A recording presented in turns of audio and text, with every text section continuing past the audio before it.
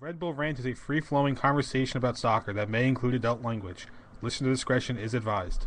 Michael Rowe, your boat ashore. Hallelujah, everybody.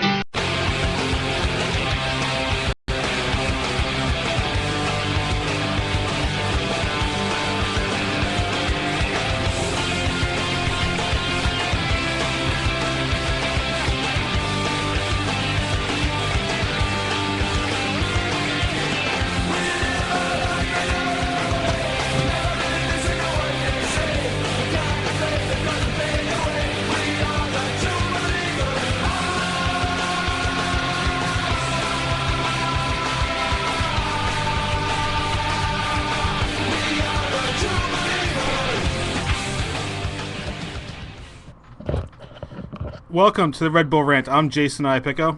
I'm Patrick McDonald. And I'm Truman, and this is episode 45, Johnny Goes Legit. All right, so our guest for today needs no introduction, but we're going to give him one anyway. He's on the podcast, the Big Head Redhead podcast from ESPN. He also has his own podcast, The Shot. He's an analyst for ESPN, one of the original players in MLS, former GM of the Metro Stars, former United States national team player, Mr. Alexi Lawless. Mr. Lawless, welcome to the show. Guys, my absolute pleasure. That was an incredible introduction. I'm excited to talk to you about all things past, present, and future regarding the team that currently resides in New Jersey.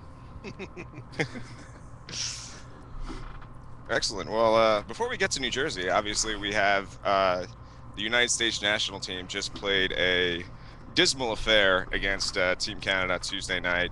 What'd you think about that match? Do you think anyone on that team earned a spot to go to Honduras next Tuesday? Oh, I think that the players that earned a spot already earned it before the game even started. I don't think that game changed Jurgen Klinsmann's mind about any of the players. But it certainly was not. It was funny. I flew back from Houston on the same plane as Omar Gonzalez, who had a fine game. He was fine. I mean, it was a very easy game, to be quite honest. And I think he will go on not only to be a part of the team for the Honduras game, but I think he's got a really good chance of starting. But I was talking to him as we were getting off the plane, saying we are not going to put that Canada game in any kind of time capsule as a representation of the beautiful game by any stretch of the imagination. It was 90 minutes that we're not going to get back.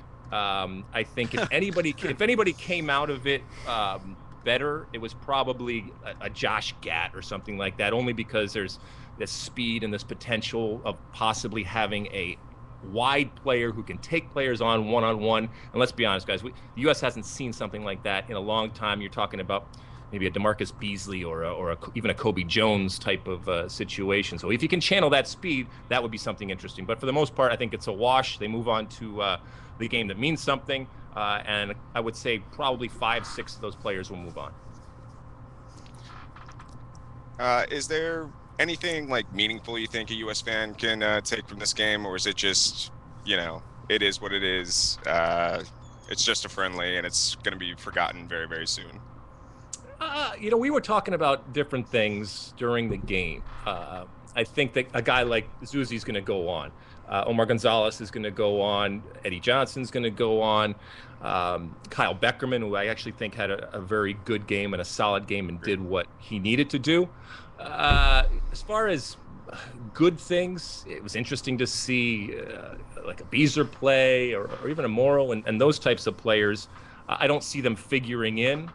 Also, I think that a Brad Davis is an interesting case because I don't think he hurt his cause. He didn't have a great game, but he's got that left foot and he has the ability to be dangerous. And maybe a guy coming off the bench, I see him more as a guy that maybe he's involved and maybe in important moments through qualification, but I'm not sure he's that guy that ultimately gets to Brazil. So maybe we're in Brazil and we're looking back and we're saying, hey, remember Brad Davis? He came on as a substitute and provided that service, whether it was a free kick or that cross that they needed, and that was his special moment in this contribution. But ultimately, I'm not sure he's going to be there in Brazil. But things happen over a year.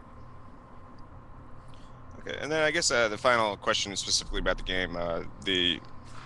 obviously what marred the performance most of all was the complete lack of offensive creativity.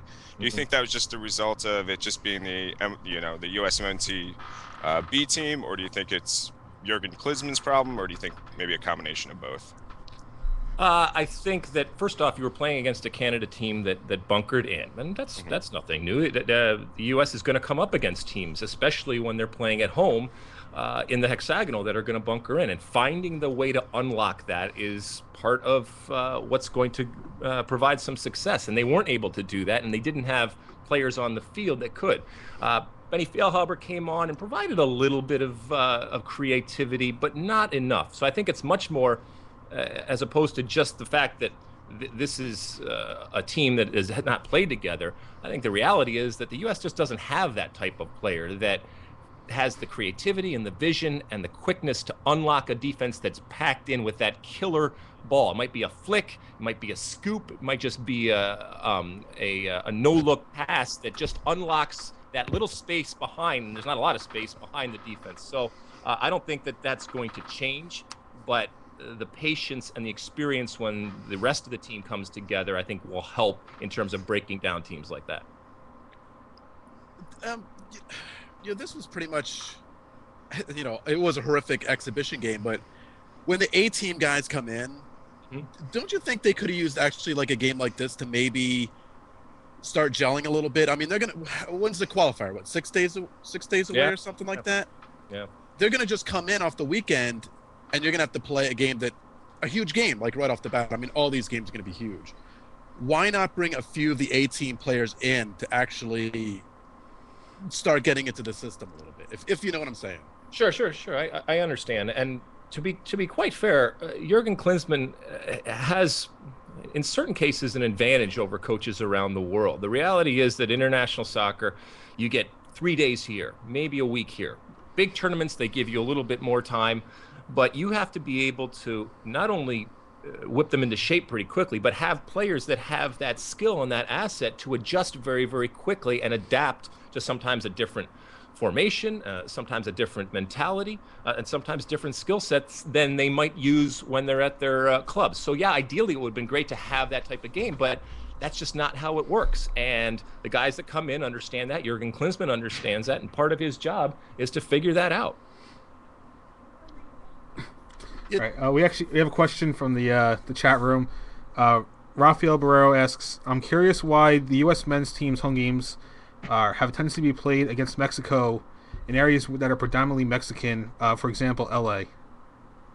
Well, that doesn't happen anymore. During my day, a lot, and it was that the U.S. Soccer Federation would play games against Mexico to make a lot of money, and they did make a lot of money. And while it made money, it put us at a disadvantage, because when you're playing at home, you want to have that 12th man type of environment, and that is evolved, and that exists now. And so now when I'm not talking about all games, they still will play Mexico in places where they know they're going to get a tremendous Mexican audience to make money, but they won't do it on games that mean something. The World Cup is the most important thing, not just from a prestige standpoint, but also from a money standpoint for the Federation, and they will not risk not giving the team the most advantage. And that's why they've over the last few years, last 10 years, have really started to take Mexico to environments where they know they're going to get a very pro-U.S. crowd, an environment that Mexico's not going to like to play in. It's very different than a Mexico City, being very, very cold in the dead of winter. And those types of environments are good. And it's great that we now in the United States have that advantage, because for a long time we didn't. Hey, if you could pick one MLS stadium to have the majority of U.S. games, like, where you're going to have a huge, predominantly U.S. following, where would you go? And it has to be MLS stadium. We can't, go with Meadowlands, big places like that. Well, Columbus is obviously historically been very good to the team, especially against Mexico. And so that environment, I think people recognize what that moment when that game in Columbus comes about is and needs to be. People respond. But I think that Columbus Stadium is going to be phased out in the future. I think as we get to this hex, you're talking about Columbus, you're talking about Kansas City, you're talking about Seattle. Now the I'm sorry, Salt Lake City. Now, the Portland, Seattle, the Northwest, the Cascadia region is very, very intriguing, and eventually it will migrate to there because of the incredible support, and not just a pro-U.S. Um, audience, but a huge pro-U.S. audience. I mean, we could talk about in the 50s and 60s of thousands, which now you're starting to rival the places that the U.S. plays their away games in terms of the actual numbers. So that's going to be very interesting, but we all know that that is dependent on the ability to put grass in, and that's not always the easiest thing to do. But I still think that we're going to see this year a game up in Seattle. Maybe not, probably not Portland, but in Seattle, I think it's got a good chance. Yeah, you beat me to the question. I was going to say, Portland and Seattle definitely cool, but you got to put a grass field in there. And Portland, I don't know. I think Seattle has in the past. They have put grass in there. Yeah, they've laid down grass, and that's all fine and well. But it's not even just laying it down, because a lot of times you guys know very well, being out on the East Coast, these tours that come through in the summer, and they'll come again. And times they're fun, times they just get kind of old. But oftentimes you'll see stadiums where they just put down grass literally the day or a couple of days before, and it takes time, doesn't have enough time to grow together. The ball is actually deadened when it bounces, so you don't get even a true bounce. There's seams, the sod comes up, so it's certainly not ideal. And if they are to do one on grass up in the Northwest, they're going to have to pull out a period of time to make sure that it is playable and that it's not a disadvantage to the U.S. Do you think they'll ever, in either Portland or Seattle, just do away with turf altogether and just so they can get these crucial qualifiers to go permanent grass field? I think that they are going to first try to get the best turf that they can, artificial turf. And we know that FIFA has different types of turf, but just because it's sanctioned doesn't mean that Jurgen Klinsmann wants his team playing on it. Now, if he sees an advantage to playing on it, that's another thing. But as these next generations of turf become better and better and get closer and closer to grass without being there, I think that there will be much more pressure to have the team actually play on it. But the stakes are very high, guys, and if it comes down to it, going to the World Cup is dependent on. I'd much rather go to a place where you're going to have a proper bounce and the right type of feel, and that's an advantage. Okay. One person in our chat room actually had an interesting question, kind of talk about a couple of the players who now have gone overseas or stayed home. But one person just asked about, what are your thoughts on Josie Altor's play at the end of 2012 and the start of this year, and on top of the thoughts of how he handled everything with the Den Bosch situation? I thought it was, but the actual way that he reacted was incredibly mature and professional, and only in the context of what we've talked about with Josie, where Jurgen has wanted him to go and become professional and to mature not only on the field but off the field in his approach to the game. And I think absolutely he not only comported himself well, but he did it also in representing American soccer players and Americans in an incredible way, and hats off to him. Now, everybody talks about the goals that he's scoring, and it's wonderful. But we also have seen many times where form is, and I caution people that just because a player is scoring a lot of goals, yes, you hedge your bets, and all things being equal, you'd like to have a player who's in form. But it doesn't necessarily translate to the international game. So Josie coming in, I think, is going to be full of confidence, and there's going to be a lot of eyes on him, and he's going to want to translate that. And it's up to him ultimately to be able to do that and to adjust, because it's not the same style that he's necessarily playing when he's in Holland, and certainly not the same people around him. So that's going to be an interesting and tricky adjustment, where there's all these expectations on Josie, and if he doesn't deliver, he's going to get a lot of pressure and a lot of crap from the outside. And times it's fair, times it's not, but it's the reality. All right. Let's one more U.S. question from the chat room before we switch to MLS. Matt Smith asked, why did Klinsmann play Brad Evans under the forwards, and why not play Gat on the right-hand side of the pitch when he has a good right foot? Two great questions. I actually I like Evans. I actually think that he good. I think they were doubling up their efforts in the midfield, and at times wanted to do what Beckerman was doing, and Beckerman that's the position. He knows what he's doing. And that Brad Evans necessarily has the ability to run the show. Not necessarily. He doesn't have the ability to show and be that creative type of think. He's much more. He's much better in a three type of central midfield position. As far as Josh Gabb saw when he came on, the speed was all one put out there on the left side, and he would not use his left foot, no matter how many times he got the opportunity to. And he cut in right every single time. And the one time that he actually didn't cut in, he crossed with his right. And so obviously he's very, very right-footed. Now sometimes that works when you're talking about Arjen Robben, those types of players. But for the U.S. right now, what I'd love to see is him play out there on the right and recognition that he's all right-footed, and just say, look, you just beat people and get across. I remember, and I mentioned Kobe Jones earlier. Kobe Jones had one move. Everybody knew what it was. Everybody knew, and yet you still couldn't stop him. And what made him valuable and one of the greatest players the U.S. has ever seen is the ball went wide to him. He would not only take players on, but you knew that 8 times out of 10, a cross was going to come. And something's there. And if you're a forward and you can have that type of consistency with a wide player, that is money. And I'm not saying Josh Gabb can be Kobe Jones, but with that type of speed, if he channels it on the right side and uses his right foot, it would be fun to see how he evolves. Hey, what do you expect to see out of Agudelo at this point? Is he going to be a bust? My fear is that Agudelo is what he is, and where is he going to go from here? I saw him play today, and to be fair, the U.S. was playing a very direct style and floating balls up to, which is, despite his size, isn't great strength. I'm still waiting for Agudelo to do something that every forward at some point, a good forward at some point, does, and that is almost define themselves and say, this is the type of forward I am, and this is what makes me good. And all great forwards at some point have done that. Doesn't mean that you don't adjust at different times and that you can't adjust during the game, but when you talk about great forwards, you say this is the type of forward they are, and because you've seen them have success and do that. And I have yet to understand exactly what type of forward Juan Agudelo is, and Steve getting a lot of experience, but at some point he's going to have to find himself. Is he that post-up type? Is he running under? Is he much more of a guy that drifts wide and then takes players on? Is he a poacher?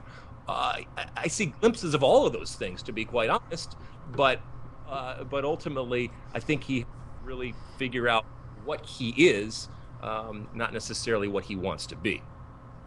Would you say MLS is the place to be to kind of learn that? Yeah.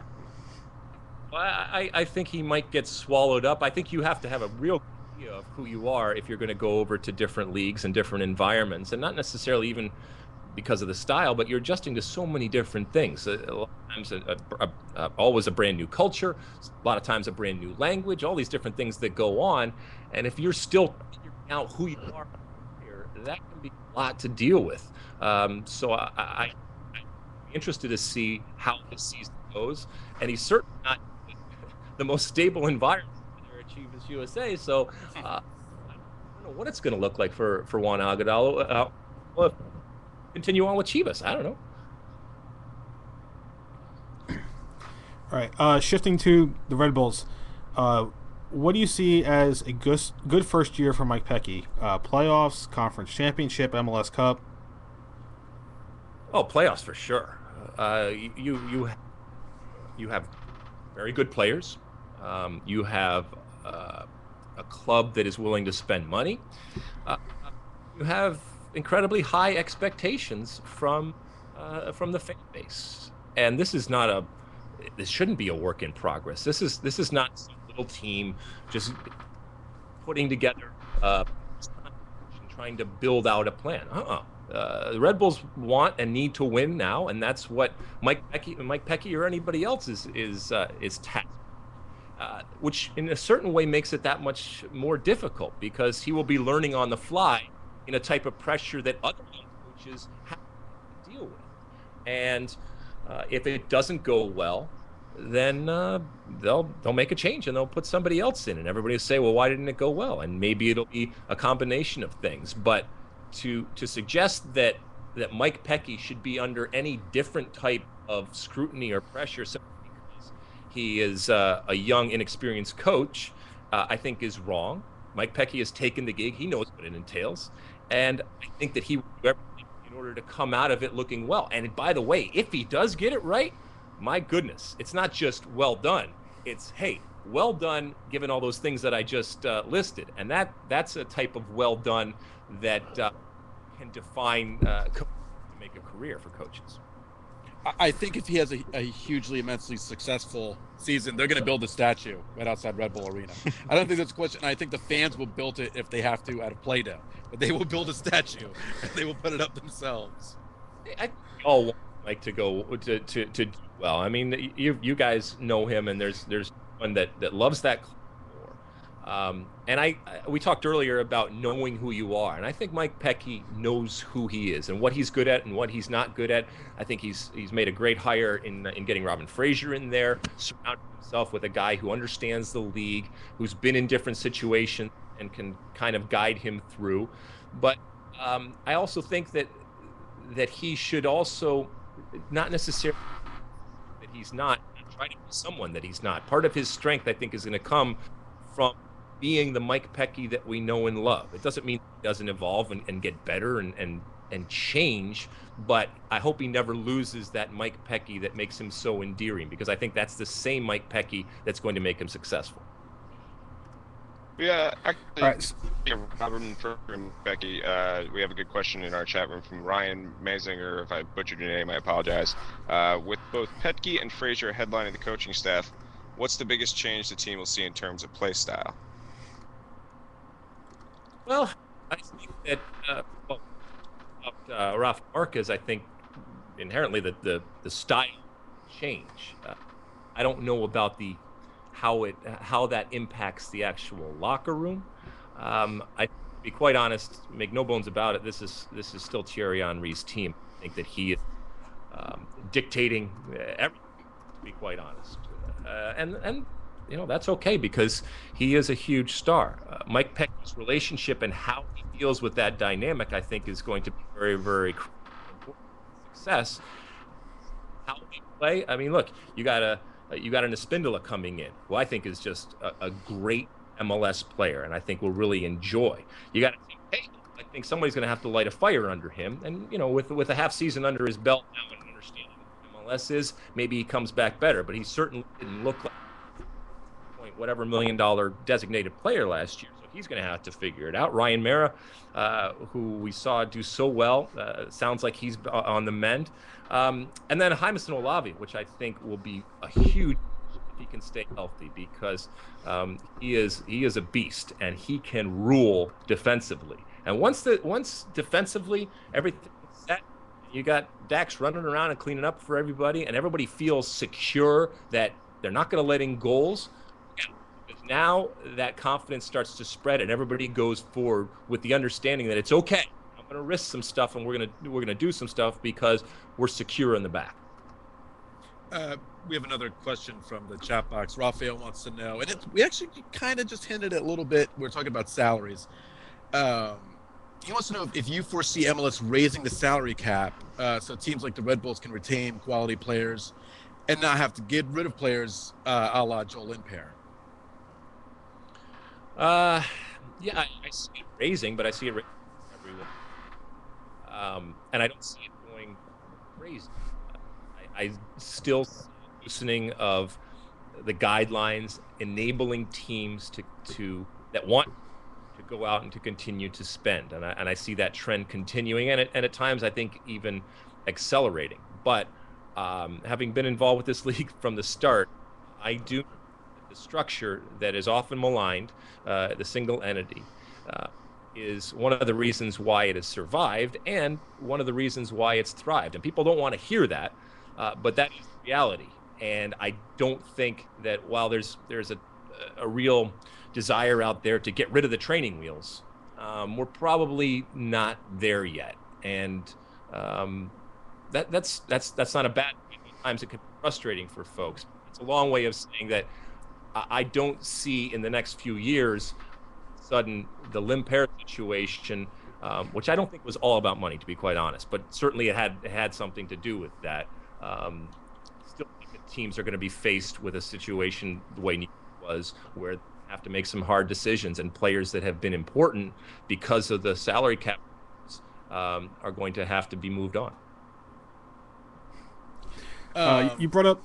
Go ahead. You brought up single entity, and with the recent Shea going to Stoke move, I know there was word that MLS had something to do with the fact that the deal had originally got pulled back. How much do you see that MLS stepping in the future, considering that it looks like more and more young American players are going to be heading overseas out of MLS? Well, if any team in MLS thinks that 2013 they have the ability to go and negotiate a deal, sale a player, they're morons. That's not how it works. It's never worked. So, talking about the league is always going to try to get as much money as possible. So just because Dallas talks to somebody doesn't mean it's still done. Teams should know that. That should not be a surprise. The league is always going to get involved. The league is always going to push what's best for the league, not necessarily for the team. And the league is not going to sign off on something when they don't feel that they are getting the value. And I on both sides, I understand. I understand from a team perspective, you be able to go and make a deal that you feel is appropriate. The folks in the league office are sitting back and saying, okay, fine. But once again, this is a single entity. And what's good for the individual or the team is not necessarily good for the group or the league. And these are the decisions that that MLS has to continue to make. I mean, we continue to see moments like this where maybe a team believes that it's the right number, but the league doesn't believe it's the right number. So it's a three-way. Those things on the surface can be never end up working. Yeah, I think what I'd like to see is, I mean, obviously not now, but in the future, the elimination of single entity, but you keep a salary cap. I mean, I think that's the only way you'll ever make this league competitive, where no one wants it like baseball, and no one wants it like the European leagues where you're seeing the same four teams, in the top spots every year. I really like the way it operates, but I think losing the single entity maybe in the next 15 years or so, I think would be fantastic. Yeah, I think that it's going to evolve and it's going to change. I the parity that's in MLS. I like the fact that different teams can be successful. I like the fact that within a year you can change your fortunes. But I also see the value of having super clubs and having villains and having where many people hate them as love them. And what we have now in MLS, interestingly enough, is there is definition now that has occurred, and almost a little bit of not a little bit, but there is a separation now with some teams. So we still have the salary cap, but we have a team like Los Angeles, which has positioned itself not just domestically but globally as the super club in. And I get a lot of crap for saying super club, but that's just the reality of the situation. I to be also in that same position. Not there yet, but with the decisions that they make, and maybe with some of the things that you're talking are easy for time. Maybe they get to that opportunity.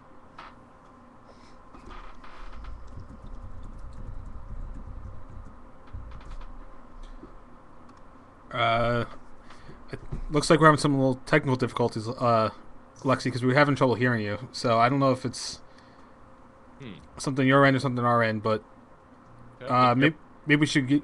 We can hear you in and out, so maybe we should give you hang up and give you a call back so we can get this fixed. Okay, if that's okay with you.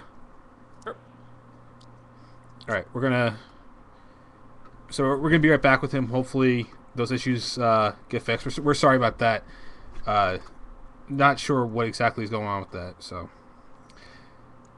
but it's nothing on our end at the moment. Listen, this show would not work if there wasn't for technical difficulties. All right, everyone's just gonna have to deal with it. That's the way we like to operate. Sorry, guys. It's all good. There we go. We love technical difficulties. That's just how we roll. So where did we leave off? We were talking about the elimination of single entity. And LA being a supervillain. Boy, speaking of rants, I just went on my Super Club rant, and probably nobody heard it, but you've heard it all before. It's the same thing, but I do see the emergence of super clubs in MLS, and LA's already off to the races, and I think that New York wants to be there, and the opportunity is there for them to be there, and they probably want to do it before New York 2 comes into play, but we'll see. It's funny we talk about this because it kind of led into one of the questions topics, whatever you want to, however you want to say it. You know, you were actually directly involved in probably 2 huge moments in league history, and one was obviously Red Bull taking over the Metro Stars, and you were there to welcome David Beckham onto the stage as a member of the LA Galaxy. We'll talk about New York first. You were at ground zero when they bought the team. You were, we talked about before we went on the air.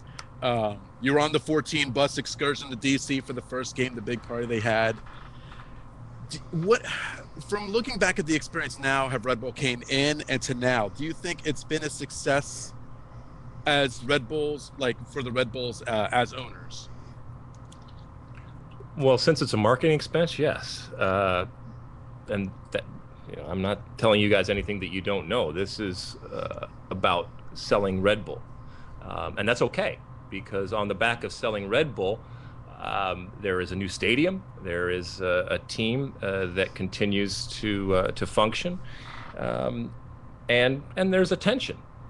Has it been as successful as I thought it would be? No. But that's part of the deal. When I was there, it was at the end of the Metro Stars, and I saw Red Bull come in, and they came in with a very, very different way of doing business and a different mindset, and it was fascinating to see. And I think that they have at times done things well, and at times made mistakes, at times showed their naivete, and at times showed their hubris, but that's to be expected. And I think that as we go forward, will they be involved continuing? I don't know. If I had to go to Vegas right now and put money on whether Red Bull, the team, will be in existence in the future, that's a tough bet to make. So what we're seeing is obviously the team's not going anywhere, but the ownership could certainly change at some point. Oh yeah. Don't panic. And this is just me. No, of course. This is just me talking off the top of my head. It would not surprise me to see Red Bull not a part of MLS in the future. Red Bull, the company, the team will continue. I think the team should be New Jersey centric, especially when the New York 2 or 3 or whatever we're at now comes into play. But that's just my personal opinion, and it'll be fun to see how it all works out. So what do you think about it? Go ahead, Pat. I think you're about to ask the same exact thing. Go for it. what of New York 2 and New York 2? Is that going to be the New York Cosmos? Well, you guys are smart. You understand about business and leverage and playing one off the other. And if having another suitor is good, having 2 suitors is even better. So I think this is all good for MLS. The Cosmos doing what they're doing and making their own way. The reality is that the Cosmos can talk about doing things, and they can talk about not liking the way that MLS is set up, but the only way they're going to get into MLS is if they come in with an understanding of what the rules are. And they can throw around money, and that'll be awesome to see, to be quite honest. And I actually do hope that the Cosmos come into MLS. I wouldn't even mind seeing 3 teams there. I think that the team in New Jersey, Red Bull, or whatever it ends up being, or if it stays Red Bull, fine. Like I said, I think can own New Jersey and own, by the way, a state that has an incredible history and uh, has not only players but a culture of soccer that is pretty incredible when you look at it. And it's not that they can't draw from New York, but if one or two more teams come over there, who knows? It's gonna be fun to see it how it all plays out, and how the market reacts, because you guys know, there's a lot of different things to do in that area, and it's very, very difficult to sell a team, and it's very different between other markets. But I think it's only going to get bigger and better, and I don't fear a time when the New York metropolitan area has two MLS teams or three MLS teams, to be quite honest.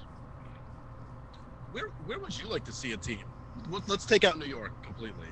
If they're going to expand and they're going to put a team somewhere else, what would you think be a good choice?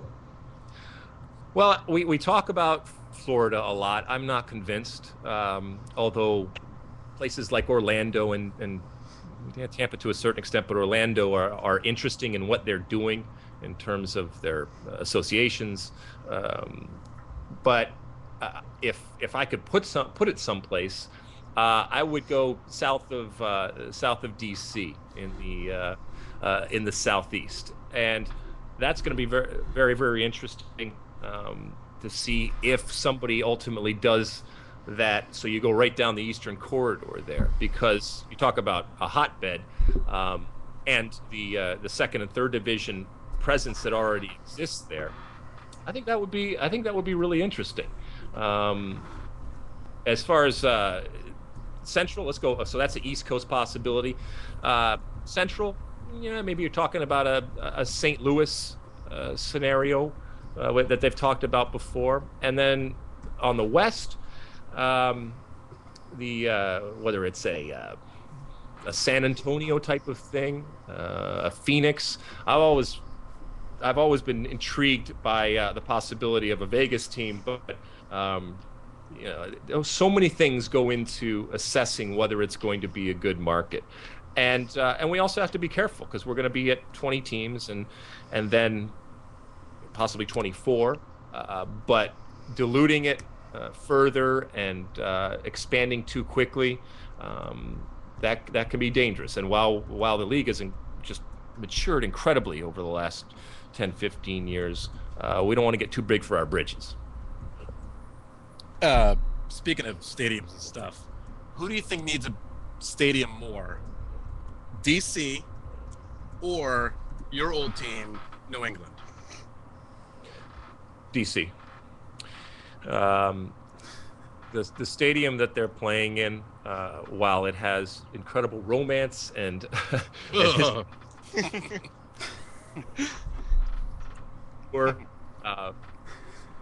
not good. And I would love to see, and I know how you guys feel about DC, but if you take and look at it with your mind, the support DC has had, the history that they have, I would love to see that fan base be given to be able to watch that team that they know. It's not, New England doesn't deserve it, but if I answer these questions, you say more, and I give you my answer, and that's the one right now. I think that New England, it would be wonderful perhaps to build a stadium as close to the city as possible, and I think that would just change the dynamic completely. But that's easier said than done. And right now they're playing in yes, it's too big and it's not necessarily wonderful environment, but it's a beautiful stadium, and I don't see that changing anytime soon. Yeah, it's just that turf is just awful. And yeah, Thierry Henry will never play there. For as long as we have him, he's not playing games up there. So, we got to lose him for a game or two every year. I know. It's the turf situation is a hard, and we talked about it earlier, because we bring these great players in, and if they're not willing to go and play in certain places. Right. Difficult from a competitive standpoint, but also from a marketing and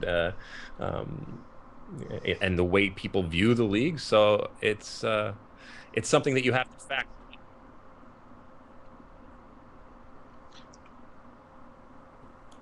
Okay. Sorry, we're still having some little sound issues, but we'll get it all figured out. I have one more question, and then I think we're going to move on to the hot seat right after it. When you joined MLS in 1996, where did you see the league going? Did you expect it to grow like this, or did you expect, hey, it's just the league, I get to stay home and play? Like, what were your expectations? Oh boy. I expected to be some part of something from the beginning that I not only be proud of um, through my career, but ultimately when I'm old and gray, be proud that I was part of something from the start, and be able to look back and say, you're never going to guess the Wild West that it was on and off the field back in the 1900s when the league started. And some of those uniforms. Oof. Yeah, it's okay, because when you look at other sports, you look at the way that old timers, shall we say, talk about it, and the fact that I hope players make lots of money, and I hope it becomes huge, and I will take incredible pride and solace in the fact that I played a very, very small part. And I'll tell you guys, one of the proudest days of my life was the flight that I took back from Italy to, at that point, it was New England, to Boston. And when we landed, and I knew that I was coming to play in Major League Soccer, it sounds corny, but it meant a tremendous amount to me to be able to be part of something from the start that I just hope will continue to get bigger and bigger. And like I said, when I'm old and gray, I can look back and say, yeah, I was there. Amen to that. On that. All right. So the last thing we do with any guest that comes on for the first time is what we call the hot seat. It's a series of questions. You get two choices. It doesn't matter which one you pick. There's no right or wrong. All right. So, Truman, you got the questions. All right, Alexi Lawless, are you ready? I am ready. Okay, we're going to do a couple simple, and then the last few will get a little tough. So here we go. McDonald's or Burger King? Done. Pepsi or Coke? Did we get an answer there? Pepsi or Coke? Coke. I'm sorry if you can't hear me. Coke. Okay. Hootie or the Blowfish? The blow. A New York City pizza, LA burrito, or a New England lobster? Lobster. Okay, the 1999 Kansas City Wizards jersey or the 1996 Revs jersey? 96 Reds. The 1994 World Cup jersey, which you've worn, or good taste? Denim, baby. Denim, 94. I'll with it. A classic Ian Dark goal call, or my favorite, the Max Bretos, yes! I'm a sucker for Bretos. All right. Being on the 1998 World Cup roster, or being on Conan O'Brien after the 1998 World Cup? After, because it was. And okay, here's the final one. Has Taylor Twellman shared any of his vast kick-medic fortune with you? Nope, absolutely not. I That son of a bitch. He's got to be rolling in that money at this point. he does. To be fair, he does card down for drinks a lot. So he's definitely rolling in it. Is that probably where it's all coming from? That kick. That's right. That's the big money right there.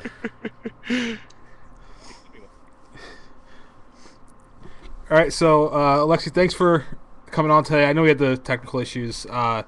Hopefully, we'll be able to have you on again at some point if you're open to that. Guys, I really appreciate it. I'm sorry. I hope that you heard some of what I said, and I do appreciate what you guys do for soccer. I tell people this all the time, but it's important. guys like myself, we get a lot of credit, guys that kick the ball. But the reality is that stuff that you guys are doing and have done is as important as any of the players for the future of this game. We're all in it together. We can disagree about different things, but ultimately, I think we all want the same things. Privilege. Thank you so much for having me. No, thank you, Alexei. Thanks for coming on. And hey, give us a retweet. You got it. Thank you, Alexi.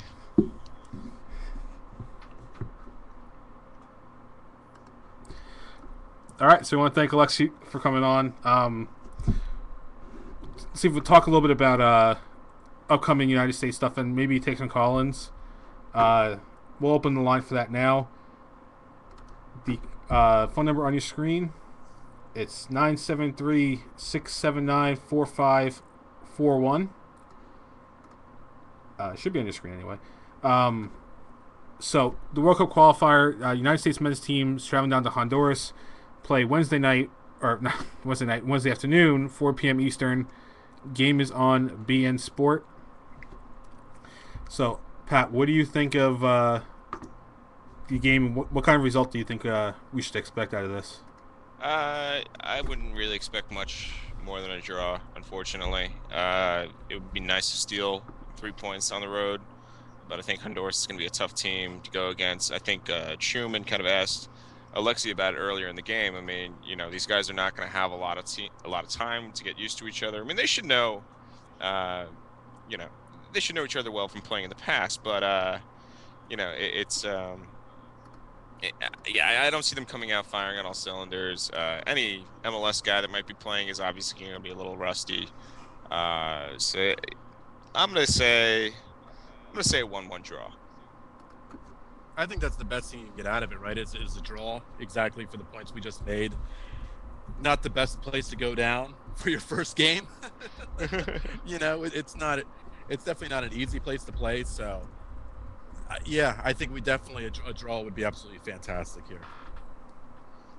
Yeah, I'm looking more forward to the Costa Rican game in Denver since I'll be there. Yeah, I don't really expect much out of this game. Not really sure if I'll be able to watch this.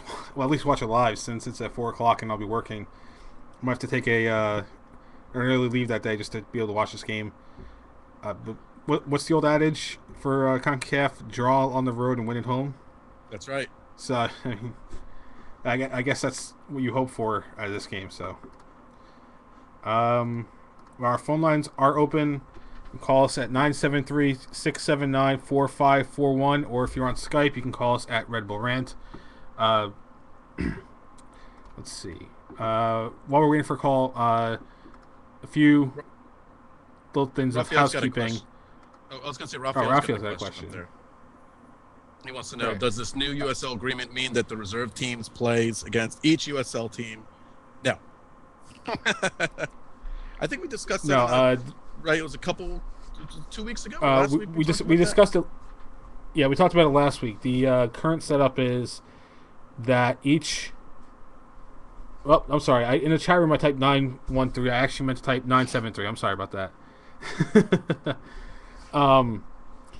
So, the USL agreement is that the reserve teams will be paired up against assuming that a MLS team does not have an agreement with a USL team. But what I mean by that is the Red Bulls could partner up with a team like, say, the Wilmington Hammerheads, and if that was the case, the Red Bulls would loan for the season at least 4 players to that team, and they would not field a reserve team for the year. So in other words, the USL team would be their reserve team.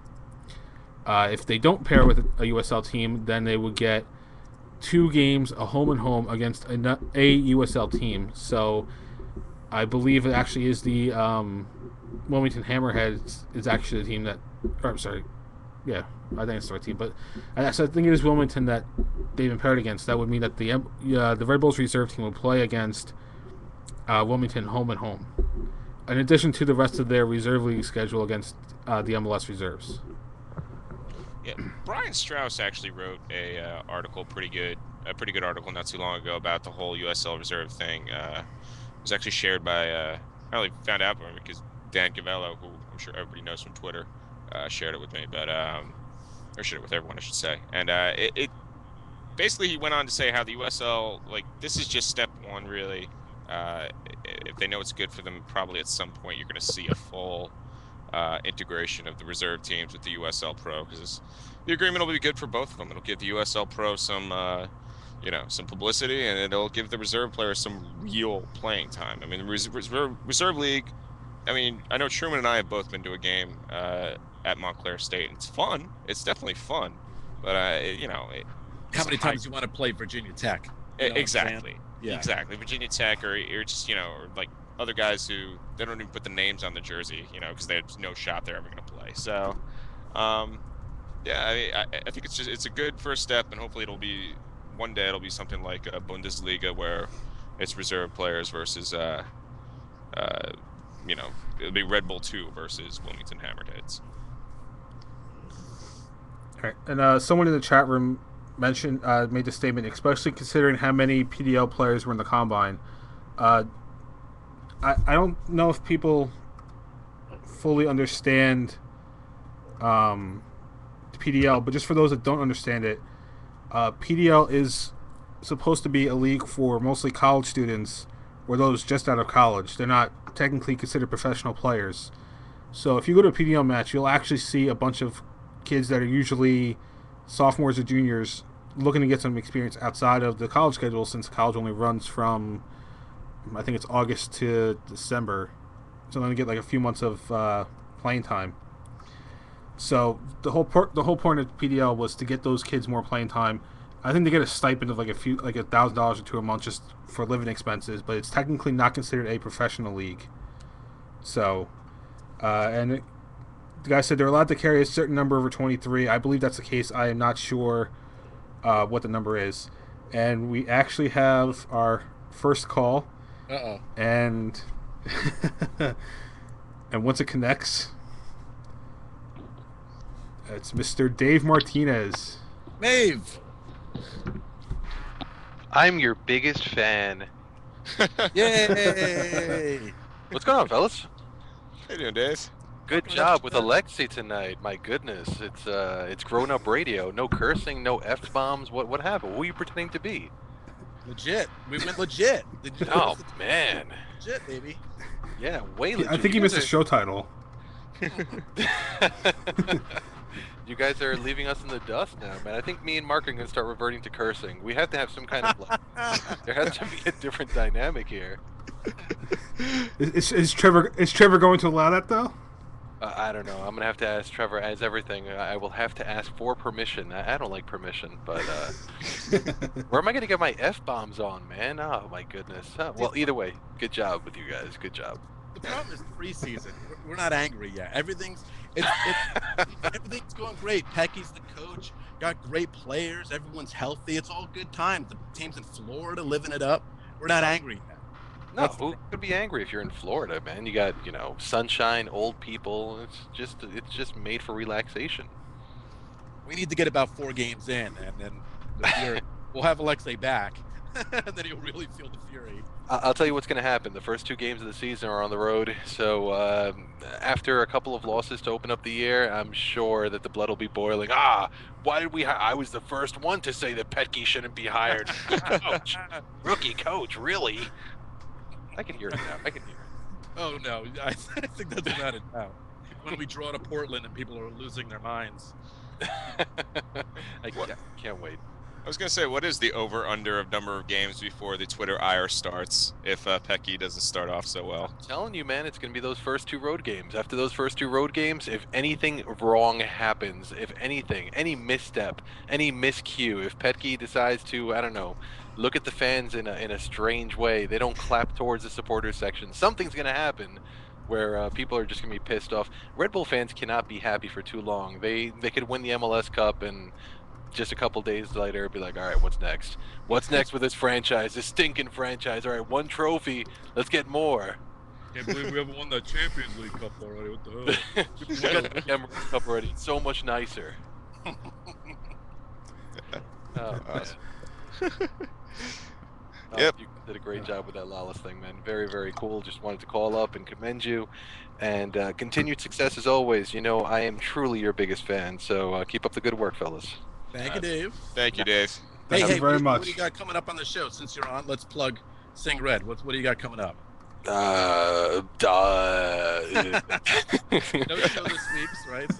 Well, let's see. On Seeing Red, we should have one of the members of the coaching staff coming on board. It could be a man by the name of Petke. We don't know yet, but that could be coming up.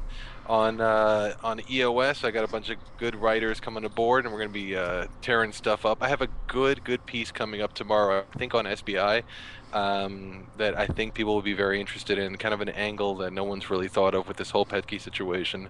What else do I got coming? Stuff on the Cosmos, but you guys don't want to talk about that. Yeah, so I think those are all my plugs. So follow me on Empire of Soccer and yada yada yada. And Pat, great job, and you guys and all of you, great job, and yada yada yada. So Thank you, sir. Hey, you guys are just it's not that we don't. It's not that we don't want to talk Cosmos. It's that we can't talk it without Zach here. I mean, it's just my tag partner. it's just the nature of things, right? Yeah, exactly. Or if you say anything good about the Cosmos, you could just be like, you know what, I like that their jersey color is green, and then you'll get a tweet at you like, why are you giving them so much credit for green? Forget about it. The minute I put up anything Cosmos related on Empire of Soccer, I mean strictly on Empire of Soccer, it's really like all New York soccer. I put up something about Cosmos. So when are you turning, Dave? When are you gonna go to the dark side? It's like, come on, dude. But it started. That's good. That's good. Right. Gentlemen, have a wonderful evening. Great job again, and again from Seeing Red, from myself, from all of us. Continued success. Great stuff, man. Thank you. We'll talk to you soon. Yeah, Be thank well, you, Dave. fellas. Bye, man. Later. Hey Jay, what's All our right, phone number? so yeah, I don't understand. But I am confirming it is 973-679. Ah, there you go. Oh, I typed it wrong. We have some issues. Wow, I am so sorry for this, guys. We have. All right, we're gonna use the last dyslexia. We're gonna put on our want ad, our first ever want ad, where wanted a producer.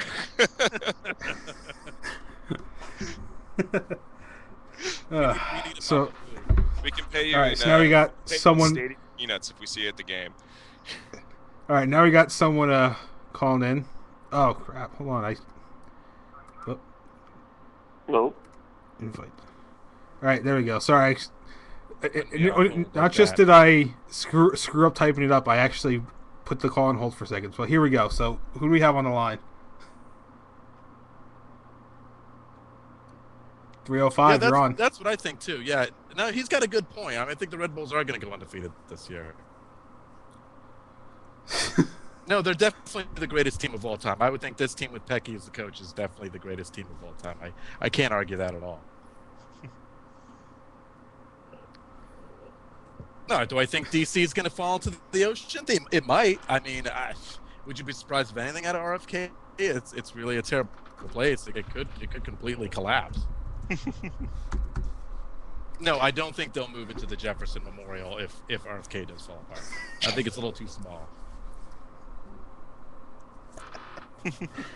No one likes going to Kansas City. Not even people who live in Kansas City. Nobody does. It's terrible. All right. I guess 305 for some reason didn't. He's calling back in, so here we go. All right, 305, you're on the line. Oh, good. You got me on. At first, you got me the wrong phone number, and then you put me on mute. I didn't put. Hey, nobody put you on mute. You didn't talk. There was a difference. I'm just gonna blame AT&T. There you go. That's a good AT&T idea. is the fault for everything. There you go. They're the bane of all evil. Two questions. One thing I've always wondered in the last 2 years: if the Red Bulls are in the playoffs, go further into the playoffs, and they end up playing in a stadium that has turf, does Hungary play? Yes. You got to at that point. I think he'd have to suck it up and play. I mean, if And he second didn't, that would question. just be a PR disaster if he didn't play in the playoffs on the turf. Yeah, I mean, I would agree. I mean, at one point or another, he's got to play, but it makes you kind of wonder at that point if suddenly he has a hamstring injury on his arm or an elbow injury on his knee or whatever seems to happen to Red Bull players when they encounter turf or anything like that.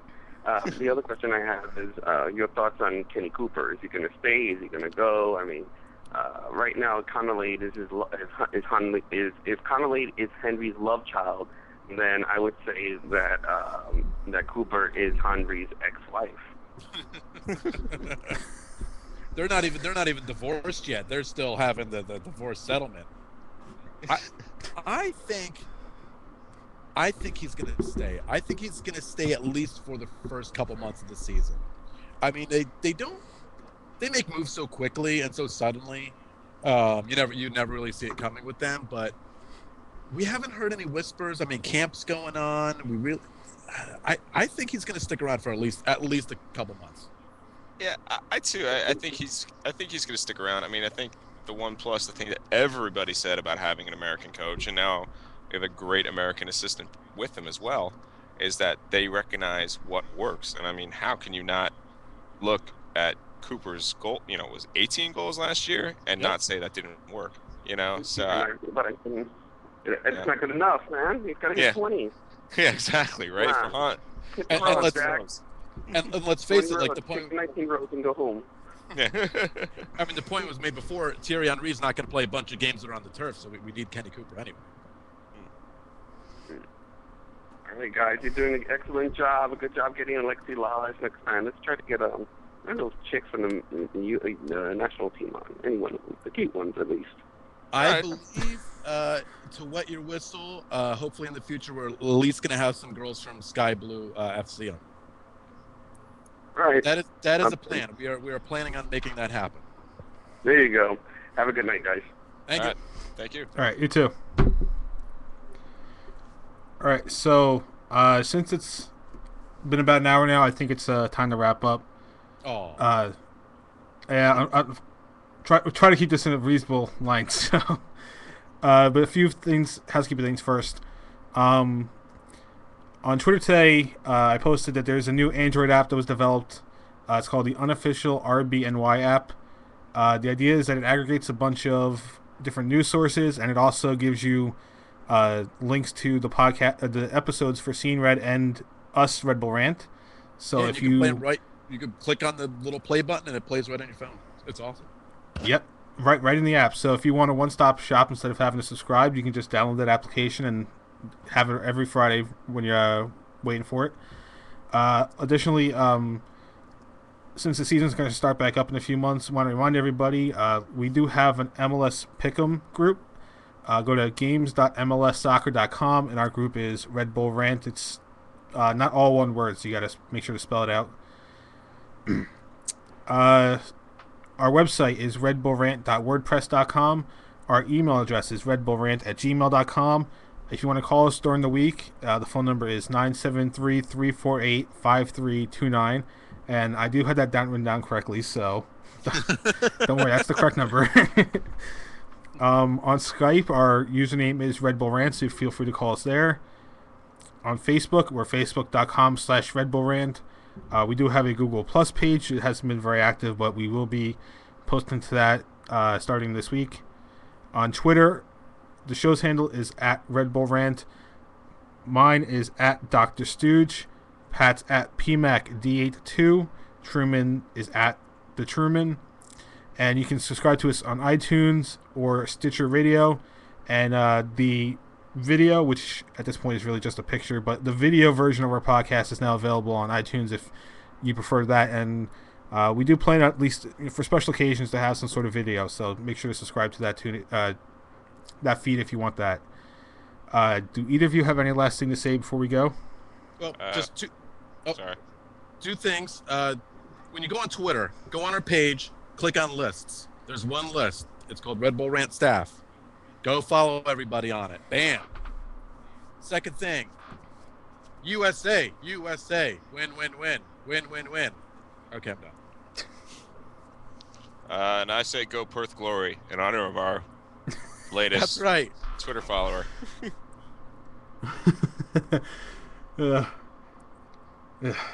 Yeah, so. All right, so for all of us here at the Red Bull Rant, this was episode number 45. Once again, I want to thank Alexi Lawless for coming on the show. And since the Red Bulls are not playing, but the U.S. team is playing, go USA. Lates.